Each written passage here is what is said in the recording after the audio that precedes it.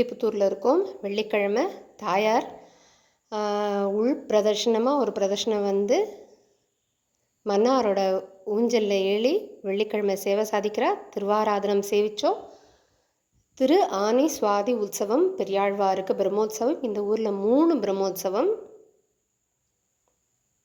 ஆண்டாளுக்கு திருவாடி பூர உற்சவம், பங்குனி உற்சவம், பிரம்மோற்சவம்.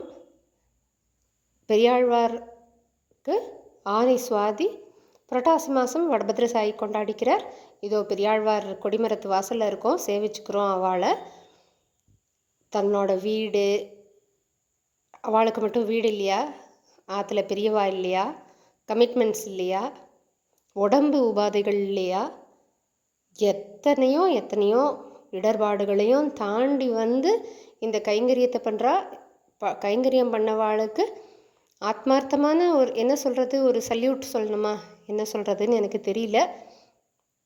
நம்மளால் முடியாட்டியும் அவள் பண்ணுற கைங்கரியத்துக்கு ஆத்மார்த்தமாக ஒரு சந்தோஷம் சொல்கிறோம். ஆண்டாள் என்னென்னைக்கும் இவள் கூட இருந்துட்டு இந்த கைங்கரியத்தை நன்னா சந்தோஷமாக செவ்வனே நிறைவேற்றணும்னு பிரார்த்திச்சுண்டு ரொம்ப அழகாக கோலம் போட்டிருக்கான். ஆத்மார்த்தமாக சந்தோஷம்.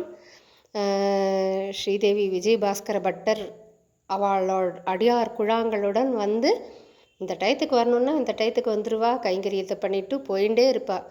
தேவையில்லாமல் பேச்சோ அங்கே தேவையில்லாமல் இதுவோ கிடையாது. பகவத் இதுதான் விஷயங்கள் தான் பேசுவாள். நாம சங்கீர்த்தனம்தான்.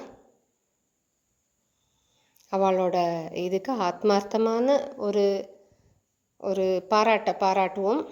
அவ்வளோதான். நம்மளால் வேறு என்ன பண்ண முடியும்.